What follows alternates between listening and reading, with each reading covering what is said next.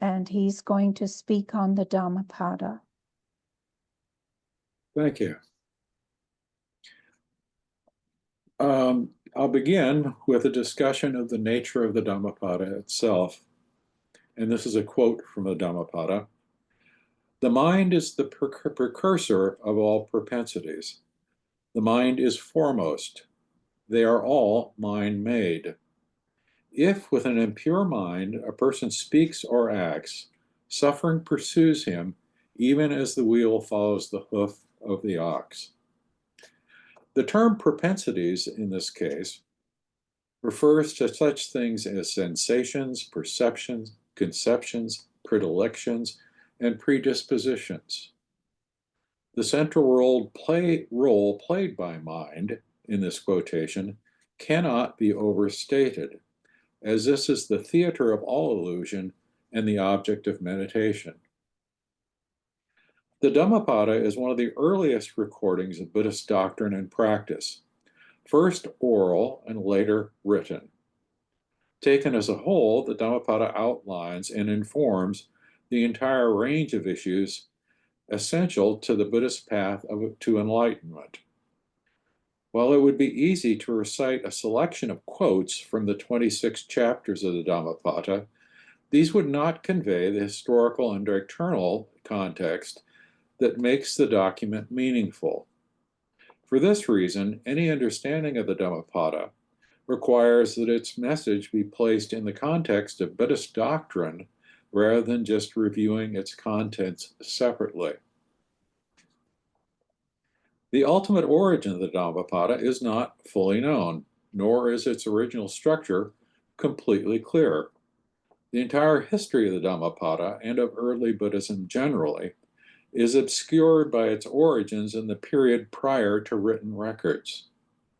The record of what was being passed down in an oral tradition can be dauntingly difficult to track. When versions of the Dhammapada diverged from each other, there was no immediate written record of the divergence to reconcile differences. An oral record lasts only as long as the vibrations in the air that transmit words and in the individual, impermanent, and imperfect memories of those who hear it, even with repeated chanting and repetition. For this reason, there are several different, though similar, versions of the Dhammapada. In terms of its structure, the Dhammapada consists of a series of short paragraphs, usually only a sentence or two in length, that address specific teachings. Rather like the musical phrases in a symphony, each paragraph gives an element of information in itself and, though not as coherent or structured as a piece of music, combines these individual elements in building towards an overall subject. For example, the chapter that addresses the nature of the mind is built on 11 paragraphs in total. As noted previously, the Dhammapada addresses 26 major topics that form the heart of early Buddhist doctrine. So, who was the Buddha? The history of the Buddha is doubtless well known to many hearing this address. To clarify use of the term Buddha for this presentation, the term refers generally to an individual who has experienced the insight that gives liberation from rebirth and suffering in samsara. Samsara is the term that describes the entirety of the mundane universe to which our existence is tied, both physical and spiritual. An important issue in relation to the Buddha's personal history needs to be understood in relation to the propositions of the Dhammapada, is that Siddhartha lived to be 80 years of age. The important outcome of this fact is that during his life, the Buddha was able to clarify the many details and dimensions of his teachings to followers and to correct misunderstandings of those who wished to reinterpret them in various ways that caused students to deviate from the path. This fact provided a solid foundation for relatively accurate transmission of the Buddhist doctrines throughout history to the present day, even despite the many technical problems. A second important outcome of having a fairly accurate transmission of doctrine is that while there are different subdivisions of Buddhism that stem from minor differences of approach, there is no significant disagreement about Buddhists about the basic teachings themselves. Every Buddhist school is in agreement about the foundational teachings such as the Three Jewels, the Four Noble Truths, and the Noble Eightfold Path, to note some important examples. A third outcome of the Buddha's approach to the issue of enlightenment was his evident disinterest in discussing and debating theological abstractions. In the Dhammapada, the focus purely on issues tied to the effort towards attainment. The Buddha's overall approach was to counsel for people to practice the Dharma that he describes, and in doing so, rely on their own experience in meditation as a test for the truth of his teachings. He seems to have had little or no interest in how the Dharma fit within the abstract doctrinal framework, such as was central to Hinduism and many other religious movements. Nowhere is there mention of the central Hindu doctrine of Atman, for example. While we won't diverge from the coverage of the three main schools of Buddhism, which are Theravada, Mahayana, and Vajrayana, it is important to note that while there are some notable doctrinal differences between the Buddhist sects, as indicated previously, Buddhism as a whole is comfortably unified on the level of foundational beliefs. We'll talk here about the Three Jewels. And this is a good place to begin the basic discussion of things that are universal to all of Buddhism. And here we'll take a quote from the Dhammapada. Whoever seeks refuge in the Buddha, the Dharma, and the Sangha sees with true insight the Four Noble Truths: suffering, the cause of suffering, the cessation of suffering, and the Noble Eightfold Path that leads to the cessation of suffering. That verily is the supreme refuge. Seeking such refuge, one is freed from all sorrows. As noted, the foundational roots of Buddhism, noted in the paragraph, are the Three Jewels, the Four Noble Truths, and the Noble Eightfold Path. The Dhammapada begins its presentation with enunciation of the Three Jewels. For 2,600 years, the jewels have provided the basis for Buddhist community and practice. And they are, first, the Buddha and the fact of his attainment of enlightenment. Second, the Dharma, the teaching and the practice of Buddhism.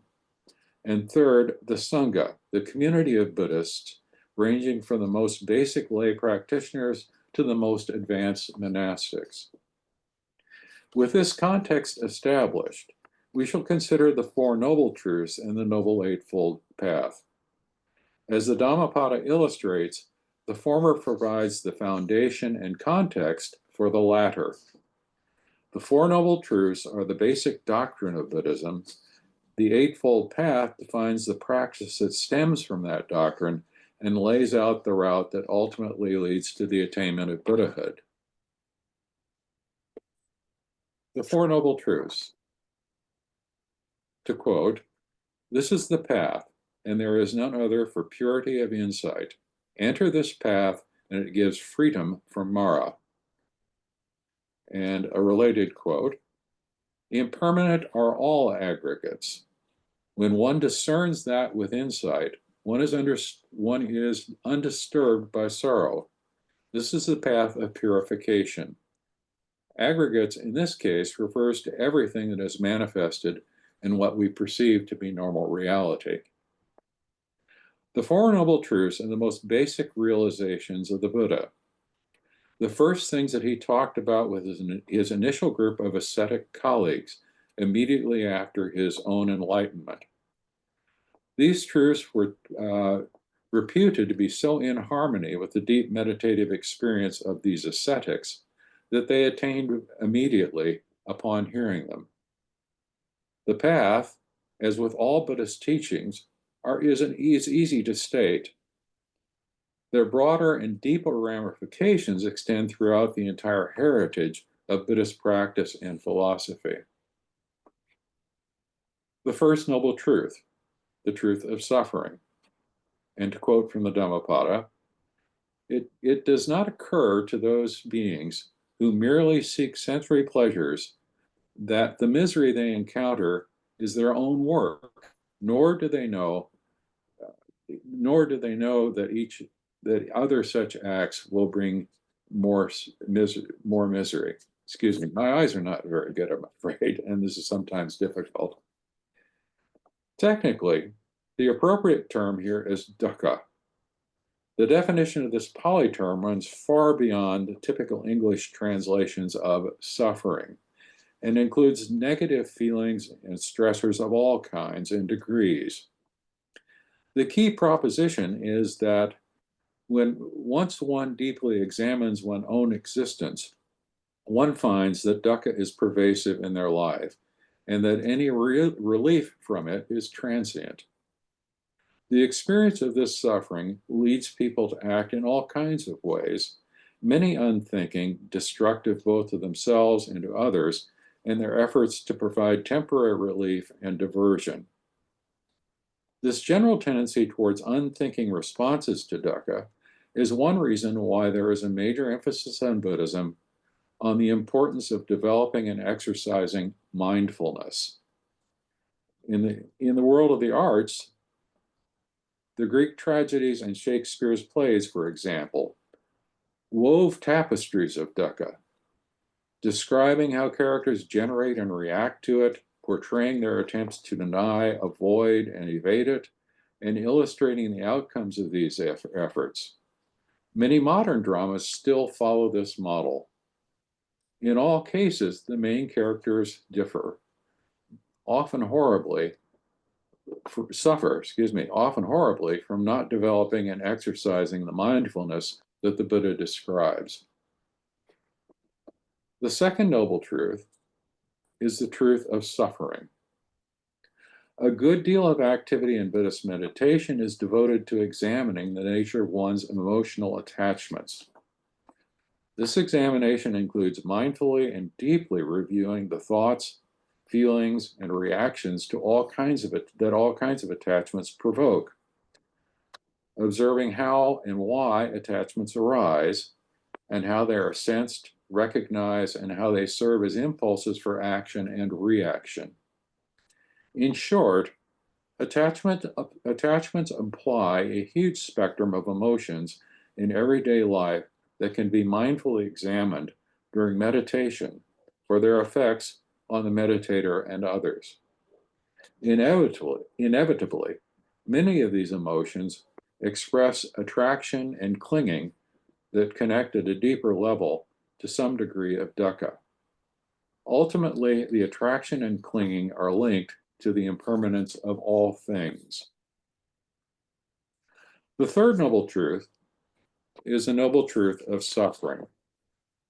And again, to quote from the Dhammapada, when the ardent meditative Brahmana has perfectly comprehended suffering and its origination, and when these ideas become perfectly clear, he casts off every grain of perplexity.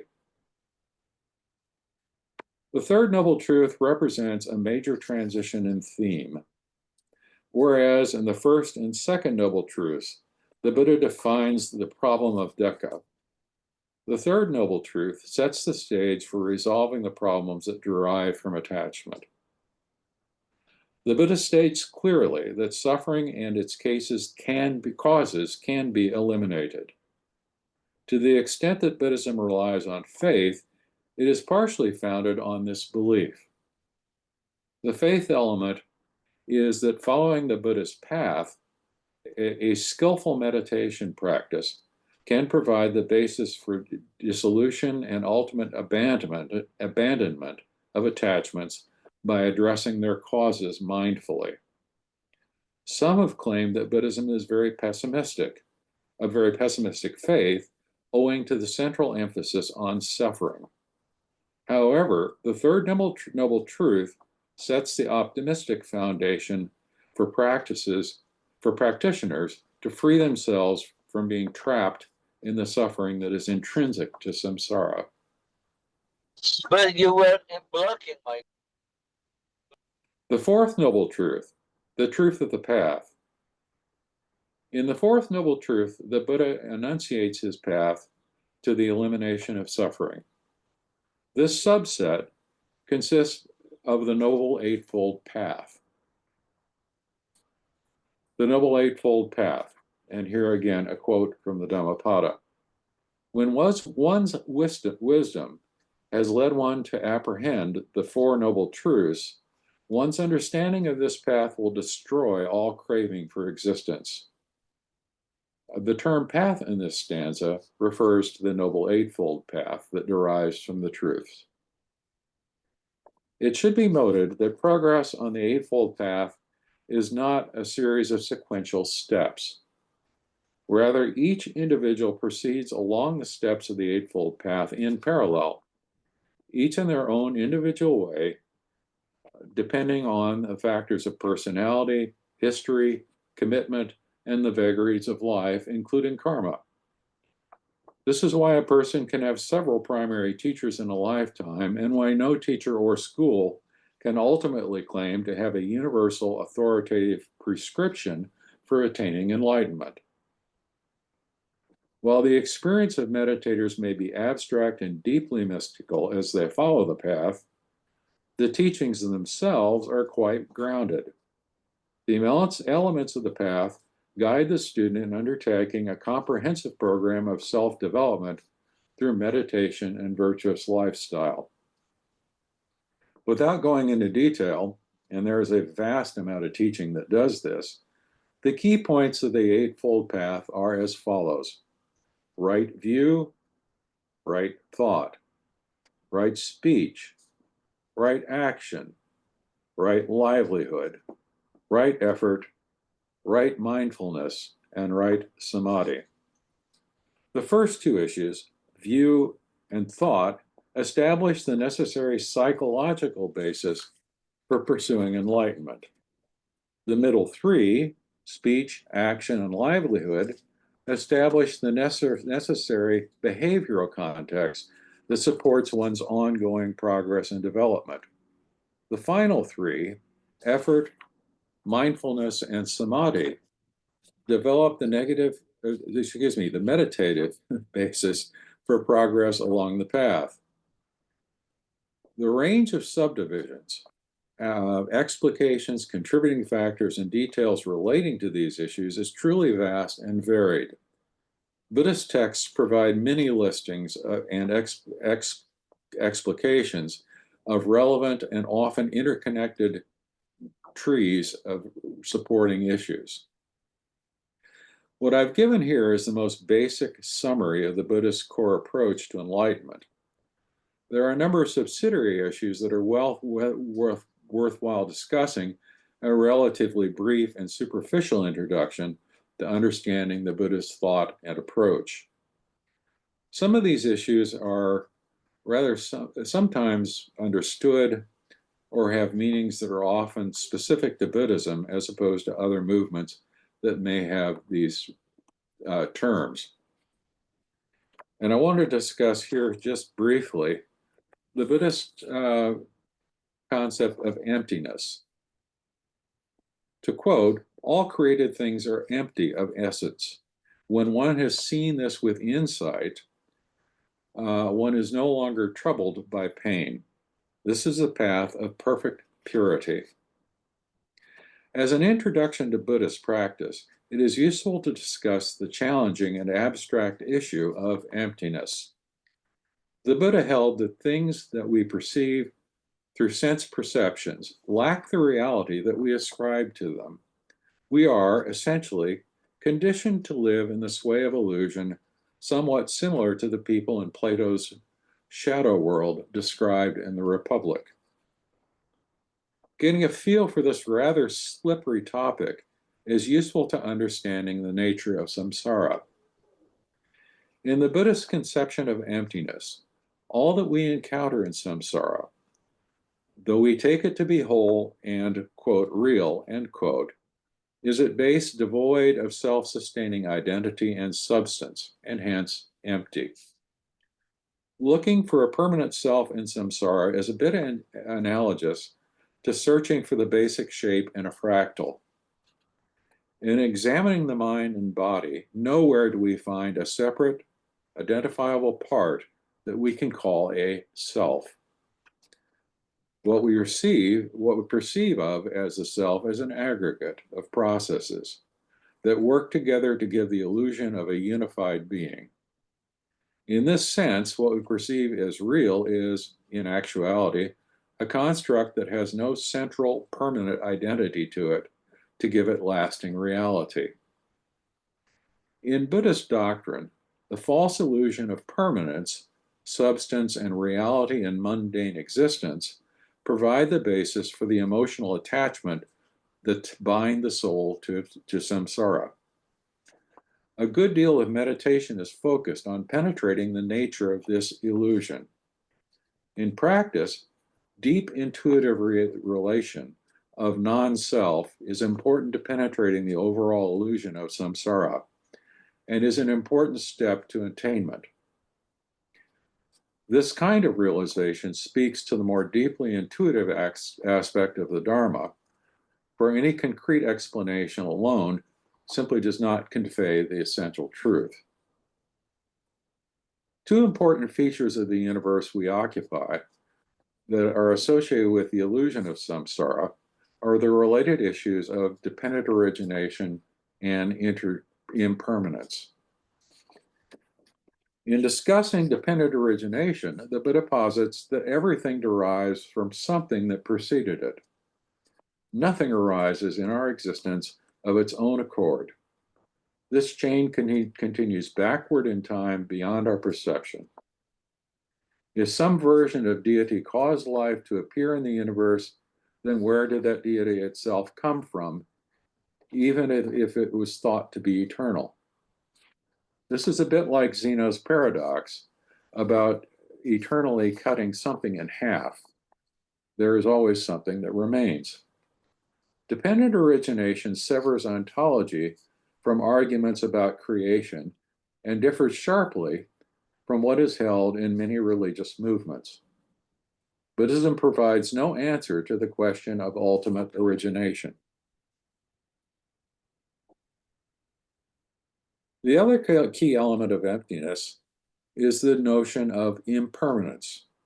As the Buddha noted in the Dhammapada, and I quote, "Impermanent are all aggregates. When one discerns this with insight, one is undisturbed by sorrow, and this is the path of purification." Aggregates here refers to everything that can be said to exist in the universe. Impermanence posits that everything in the universe ultimately dissipates, whether quickly or in the fullness of time. In Buddhist practice, impermanence means that we have nothing lasting that we can hold on to. Clinging and accumulating objects of desire, greed in its many dimensions, and being obsessed with endlessly preserving one's own life in the face of mortality is ultimately irrational. Taken together with dependent origination, impermanence cuts us away from the illusion of eternal existence in some form, and together argue against believing that anything at all might be achieved by attaching to samsara itself. Attainment by nibbana is the avenue of escape from the ontological laws that define the entire system. So finally, what is the nature of nibbana? And I have two quotes here from the Dhammapada. First, the mendicant who has entered into a secluded spot, who has calmed his mind, who has comprehended the Dharma with insight, experiences a joy transcending all human delights. And the second, this is the bliss of those who reach the end, perfect, unsurpassable peace, the destruction of all characteristics, the perfection of purity, and the destruction of death. In Buddhist doctrine, the only escape from the endless suffering across many lives is attainment of release through the insight of nibbana. To be clear, nibbana is a state that is beyond conception or mundane understanding, or even being labeled as an insight or a state, as I just did. Other allusions to nibbana would include the infinite circle surrounding the yin and the yang, and the fullness of the void. In Buddhism, nibbana is a term without a referent. There is no conceptual basis for describing something that is beyond mundane understanding, and hence no basis for description using language. This transcendence of conceptual understanding is why the Buddha never addressed the nature of nibbana, save to note that it can be achieved and that it is liberating. In this sense, the most esoteric article of pure faith in Buddhism is that nibbana can be achieved, and that ultimately is the significance of the Buddha's own attainment. Thank you. Thank you, David, for your wonderful, wonderful talk on the Dhammapada. The mantra of Mr. Judge comes to mind at the end of our talks for today with all the speakers, and is the mantra that he gave called "Hit the Mark, O Friend," which is the highest spiritual thought that we are at any time capable of.